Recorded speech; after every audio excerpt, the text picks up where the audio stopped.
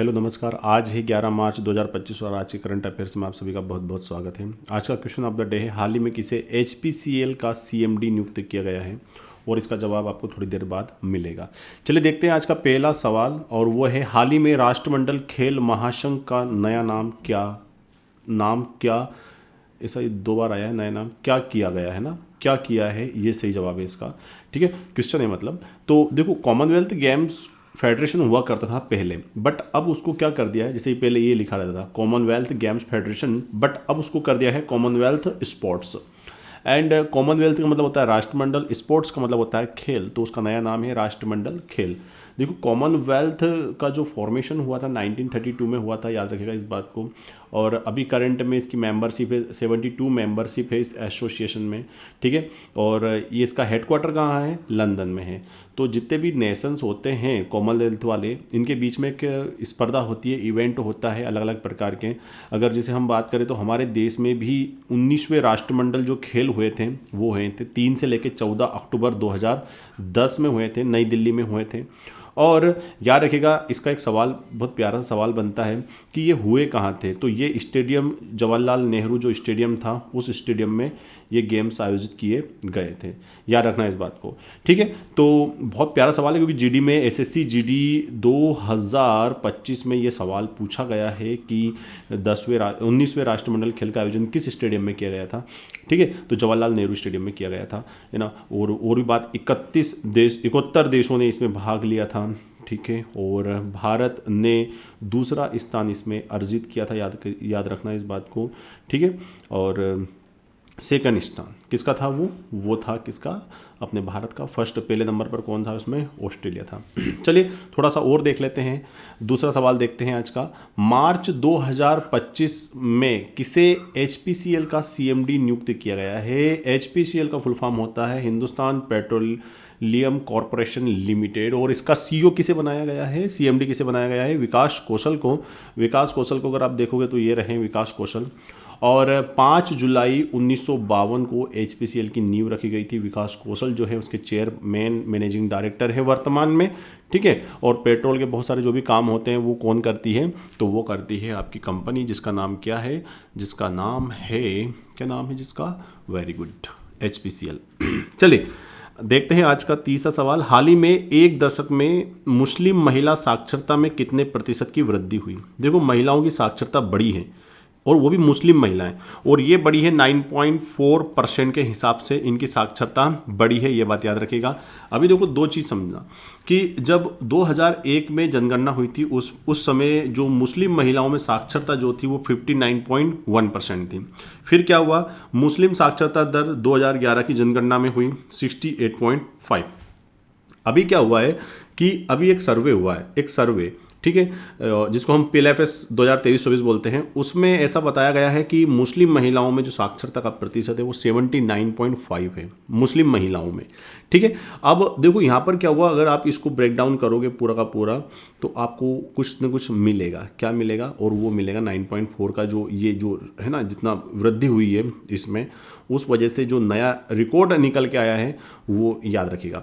ठीक है, अखिल भारतीय साक्षरता दर अभी जनगणना 2011 के हिसाब से कितना है, 73.0% है। बट अभी अखिल भारतीय साक्षरता दर PLFS 2023-24 ये कह रहा है कि 80.09, मतलब 80.9% होने वाली है।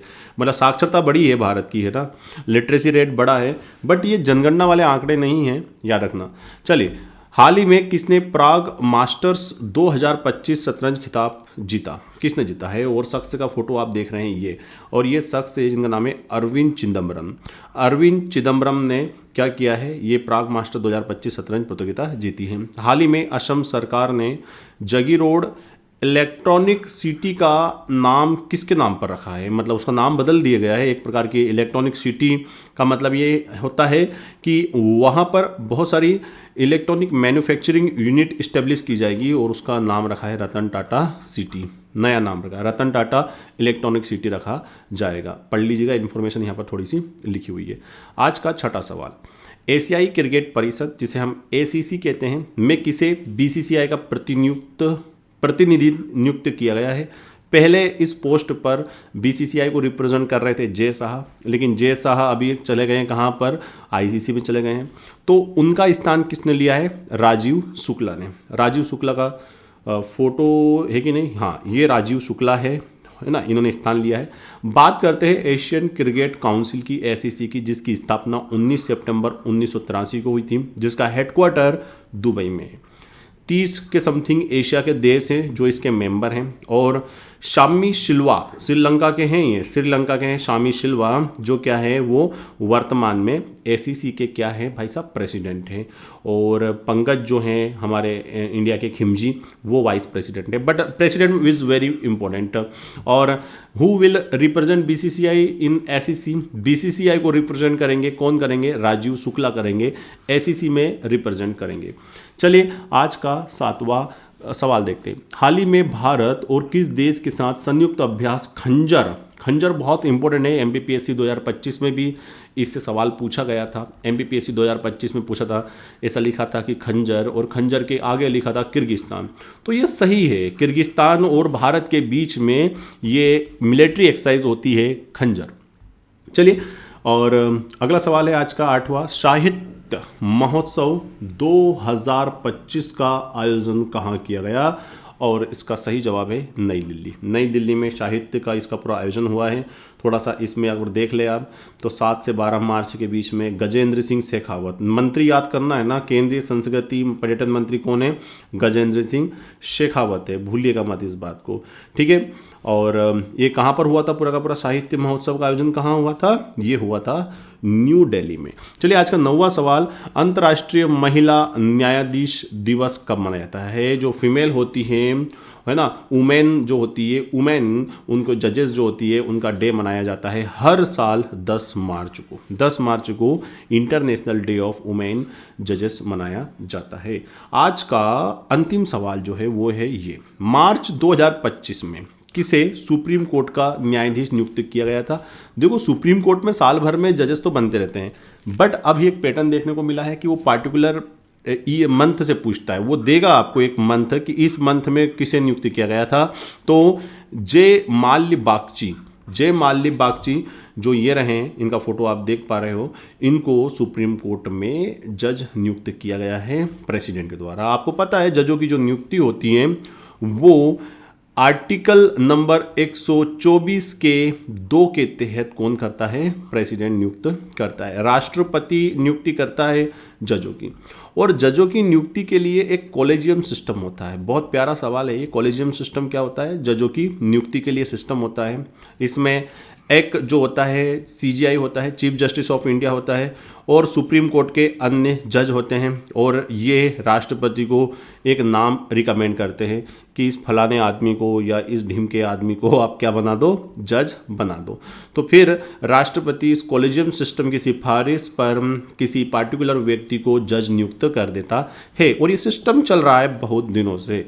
आपको पता है हमारे संविधान में आर्टिकल नंबर 124 से लेके आर्टिकल नंबर 147 तक जो कुछ भी लिखा है वो आदरणीय सुप्रीम कोर्ट के बारे में लिखा हुआ है। सुप्रीम कोर्ट के बारे में अगर मैं आपको चलते फिरते कुछ आर्टिकल बताऊं, बहुत महत्वपूर्ण आर्टिकल बता रहा हूं, जैसे कि सुप्रीम कोर्ट के जो जज होते हैं, जजों के जो वेतन होते हैं उनके बारे में संविधान के आर्टिकल नंबर 125 में बताया गया है।